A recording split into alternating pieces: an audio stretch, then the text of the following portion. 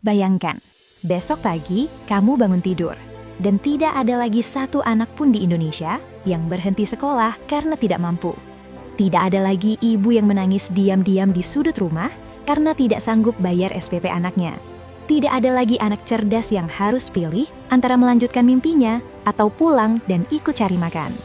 Apa jadinya Indonesia kalau semua itu benar-benar bisa terwujud? Jutaan anak dari pelosok desa yang selama ini tersembunyi tiba-tiba punya akses penuh ke universitas terbaik di negeri ini. Anak petani kecil di Flores bisa jadi dokter.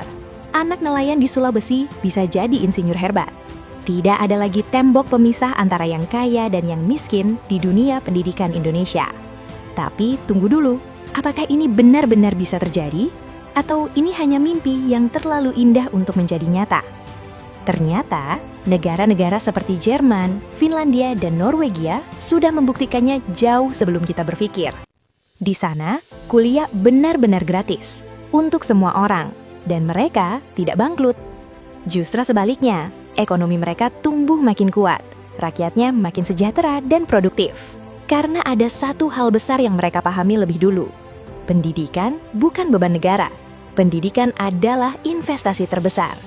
Sekarang bayangkan, hal yang sama terjadi di Indonesia. Angka pengangguran mulai turun drastis setiap tahunnya. Karena semakin banyak orang yang punya pendidikan tinggi, semakin banyak yang siap mengisi lapangan kerja berkualitas. Korupsi pun pelan-pelan mulai berkurang, karena rakyat yang terdidik jauh lebih sulit untuk ditipu dan jauh lebih berani untuk bersuara. Inovasi mulai meledak di mana-mana. Startup lahir dari desa-desa kecil. Riset dan teknologi tumbuh dari kampung yang dulu terlupakan. Indonesia tidak lagi hanya bergantung pada kekayaan sumber daya alam, tapi pada kekuatan otak dan kreativitas jutaan generasi mudanya. Tapi ada satu pertanyaan besar yang masih menggantung di udara. Dari mana dananya? Saat ini, anggaran pendidikan Indonesia sudah mencapai sekitar 20% dari total APBN. Bayangkan jika kebocoran anggaran berhasil ditekan dan uang itu benar-benar sampai ke tangan yang tepat.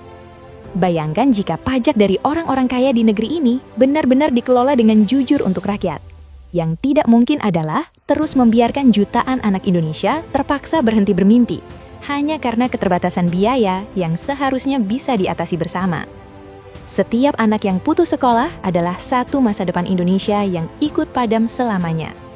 Dan kamu yang sedang menonton ini, apakah kamu setuju bahwa Indonesia sudah seharusnya mewujudkan ini?